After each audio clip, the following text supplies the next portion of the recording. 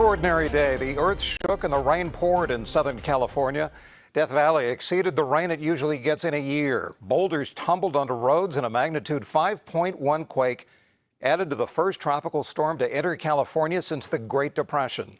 A live look at the storm on radar shows rain from San Diego County all the way up into the southern part of the San Joaquin Valley and unwinding over central Nevada as well. And here's a look at what that massive area of rain has been doing across Southern California all day today. Palm Springs picked up 75% of its annual rainfall in 12 hours.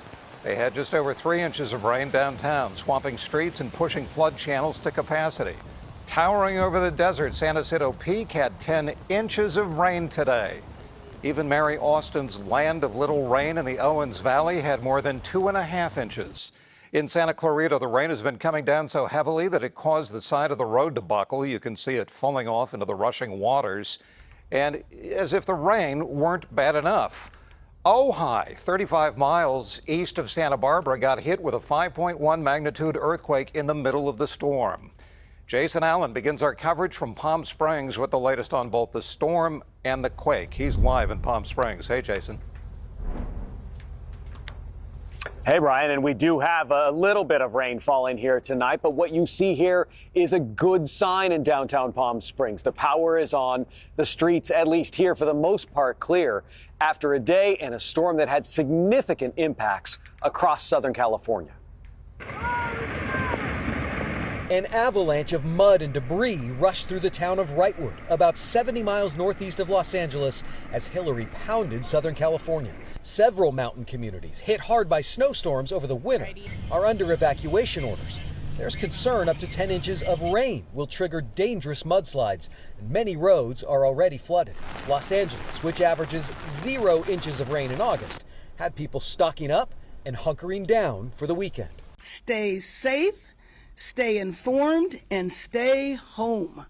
The worst of the rains is potentially left to come. Officials are warning people to brace for widespread power outages. Police in Palm Springs preemptively shut down several roads across the city, knowing that the washes would eventually turn into these raging torrents as all of this runoff rushes down out of the mountains. It's quite amazing. I've never seen anything like this. And I love weather. Let's just hope people are safe.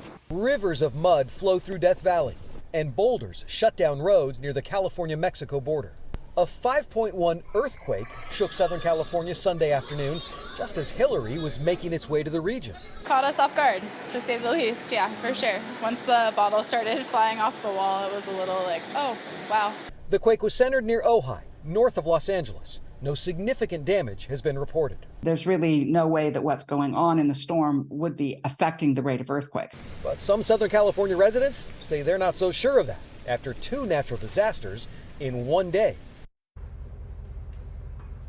And there are still impacts that are developing here tonight. 911 phone lines are down in the city. The 10 is closed in both directions where it comes past Palm Springs. Schools here, they are closed tomorrow until officials can assess the damage to the roadways and any other facilities here in the city. Brian? Well, it's nice to see the rains down there in Palm Springs at least have eased up.